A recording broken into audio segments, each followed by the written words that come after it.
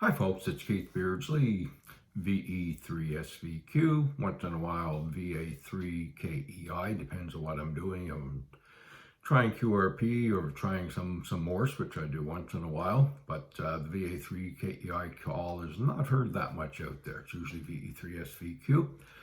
Today we're going to look at another thing for brand new hams. I'm not talking about people who are experienced, who will all know how to do this. I'm talking about the people who just got their license, just got their first radio, and they're trying to figure out what to do and how to talk to people, how to find people. So really it's going to be two parts. This part is on what I call Hunt and Peck. Some people call it Hunt and Pounce.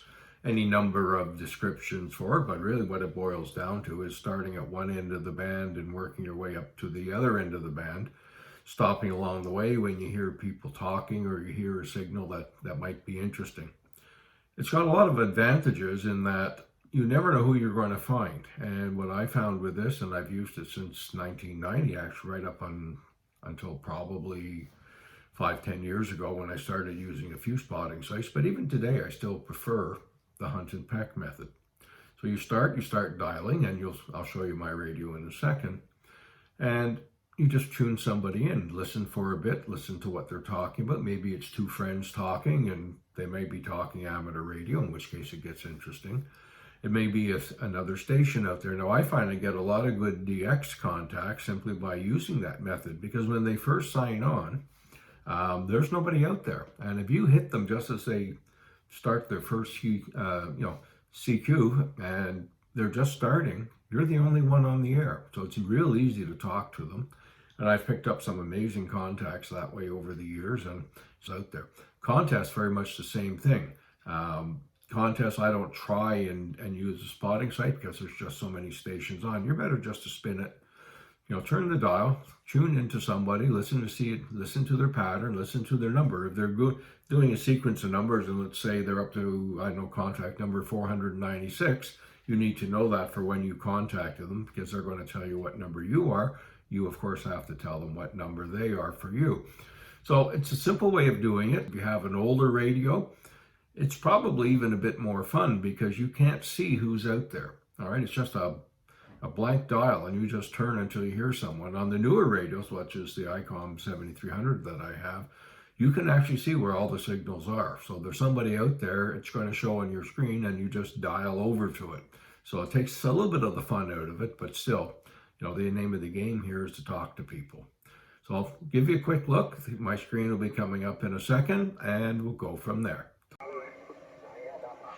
All right, so this is a very quick example of what I mean by Hunt and Peck. Some people call it Hunt and Pounce. You can use whichever term you want. It's a lot of fun.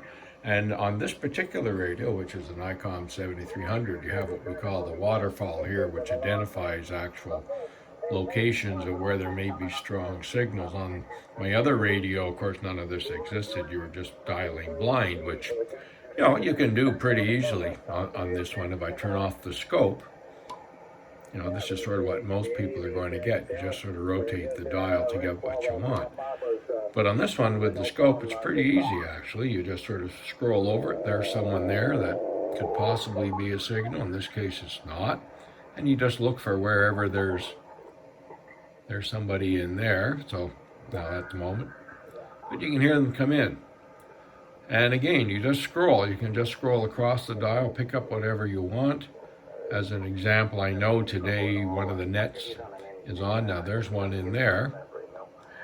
And you listen. Maybe it's someone talking interesting stuff about antennas or about their radios, or maybe it's a net that you can join, or in some cases it's going to be someone calling for a park. It could be a foreign country. You never know.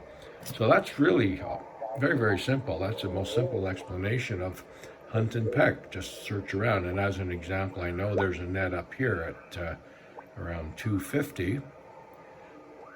Let's just go up a little bit higher here.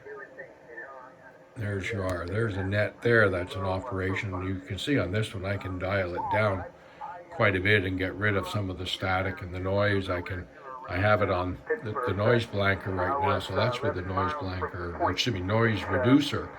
That's with the noise reducer off.